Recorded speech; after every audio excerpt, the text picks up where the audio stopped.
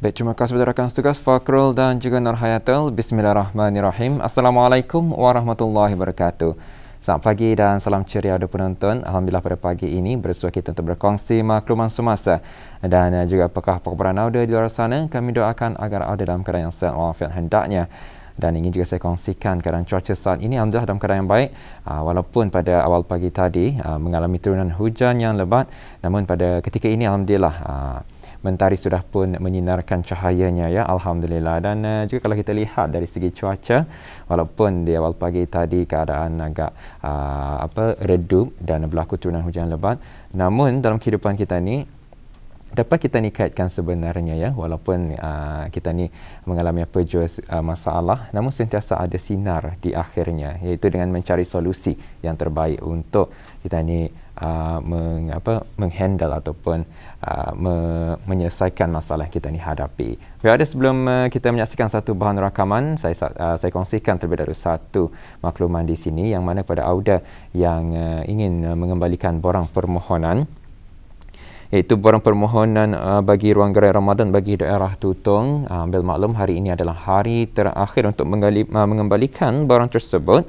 dan hendaklah mengembalikannya di kaunter Jabatan Bandaran Tutong pada waktu berjabat. Ya, ambil maklum hari ini 31 Mac 2022 adalah hari terakhir untuk mengembalikan borang permohonan ruang gerai Ramadan bagi daerah Tutong.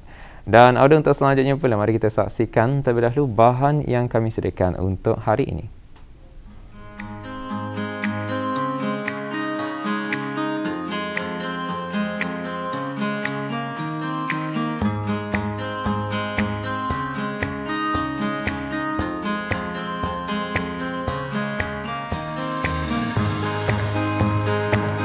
Alam ini dicipta bagi memberi keseimbangan dan kenikmatan kepada semua makhluk.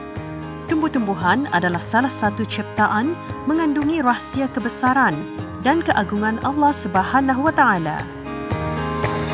Kesempurnaan penciptaan tumbuhan memberi banyak manfaat, antaranya sebagai sumber makanan, tempat tinggal, pengawalan suhu iklim dan pusat tadahan air hujan. Mengenai tumbuh-tumbuhan, tidak dinafikan lagi, terdapat ribuan jenis tumbuhan liar yang menjadi kegunaan orang-orang dahulunya dan yang tinggal di kawasan perhutanan, sama ada dijadikan untuk perubatan atau makanan. Sayangnya, tumbuhan liar yang boleh dimanfaatkan tidak lagi dikenali oleh generasi masa kini. Rampai Pagi Daerah Tutong kali ini mengajak Auda bersama Dayang Fatimah Jali dan Awang Jaiman Isa membuat perjalanan di dalam hutan untuk melihat beberapa jenis tumbuhan yang biasa digunakan oleh nenek moyang kita ni dahulu. Sepanjang perjalanan, kami menjumpai berbagai jenis tumbuhan seperti herba tunjuk langit, umbut jelayan, rotan yang selalu digunakan untuk anyaman bingkai takiding dan banyak lagi. Inilah umbut palah. Ini sini umbut palah, tapi umbutnya ini buntak saja. Tidak panjang sini saja umbutnya. Daunnya dapat dibuatkan nih. Macam kalau di hutan lah atap. Atap. Ya, jadi kalau umbut palah ni anang biasa digunakan orang lagi dulu ataupun kejarangan diorang memakai? Gunakan di dahulu. Macam kegunaannya, daunnya ni pun dibuatkan atap, benar-benar digunakan lah. Ya, jadi kalau ini adakah ia paling basar sudah ataupun boleh membasar lagi ni Pawan? Boleh membasar ni lagi. Kira-kira berapa? Ada tingginya ada 8 kaki kali ke atas segini. Boleh membasar lagi benar. Umbutnya singan mana saja tadi? Sini saja ini buntak. Jadinya kalau ia akan diumbut tunggunya basah lagi tu. Ini kalau diumbut damit nih, masih damit. Umbut palah yang kami temui ini masih lagi boleh membesar dan meninggi. Selain untuk dimakan umbutnya, daunnya boleh digunakan atap untuk yang ingin mendirikan pondok di dalam hutan.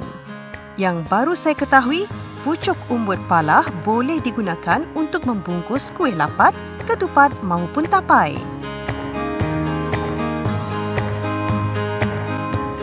Di kawasan berdekatan Umbut Pala adanya juga tumbuhan pohon bamban.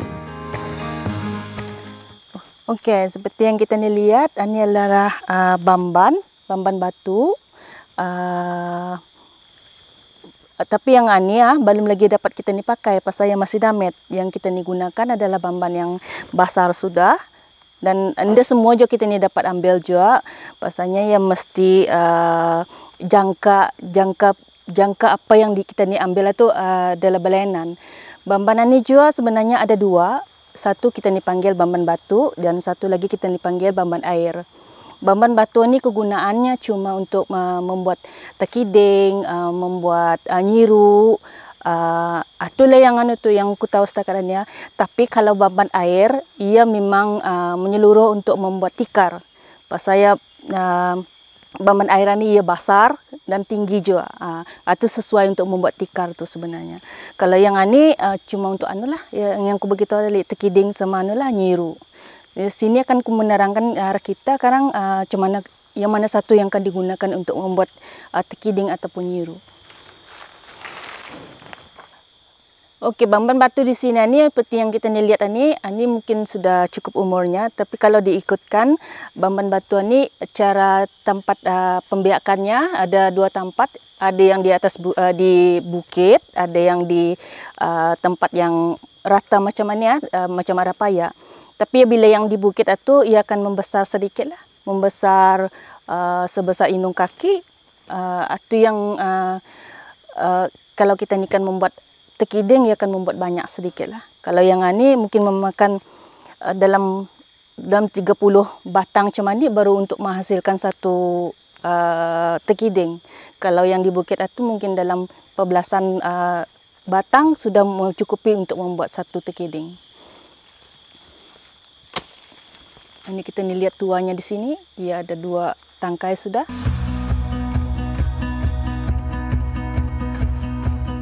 Begitulah usul rotan yang digunakan untuk anyaman. Usaha untuk mendapatkan bahannya bukan mudah. Harus meredah semak dan duri di dalam hutan. Sesuailah dengan harga yang tinggi pada kraftangan yang menggunakan bahan-bahan asli semula jadi. Tumbuhan berikutnya yang kami temui ialah timbaran.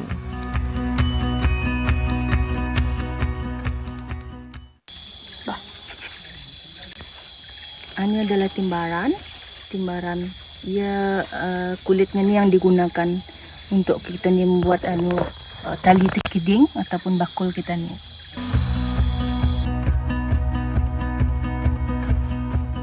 Kami meneruskan perjalanan. Khabarnya ada tumbuhan yang digunakan untuk membuat bubu. Kayunya dibelah untuk dibuatkan rangka bubu, rotannya sebagai pengikat. Sebahagian orang juga menggelar pokok ini sebagai pokok berasan, mengikut apa yang diperlukan pada tumbuhan ini. Ini kayu untuk membuat bubuk, namanya kayu bubuk. Batangnya dapat dibetakan bubuk, daunnya dapat dibetakan tikar.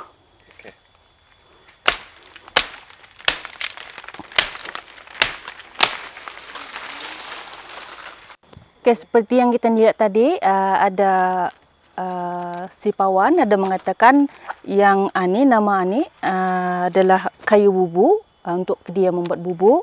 Nah, di sini lain orang pembuatannya memang lain panggilannya tuh.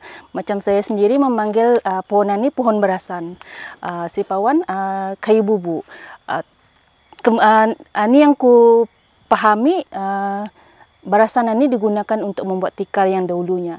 Mungkin berasan ini salah satu spesies mengkuang disebabkan ia dapat digunakan untuk menganyaman. Dan akhir sekali yang sempat kami lihat ialah rotan getah.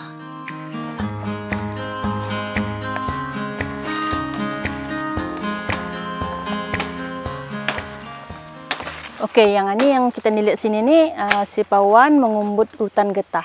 Rutan getah ini kita ni akan mengambil umbutnya di atas tu karang.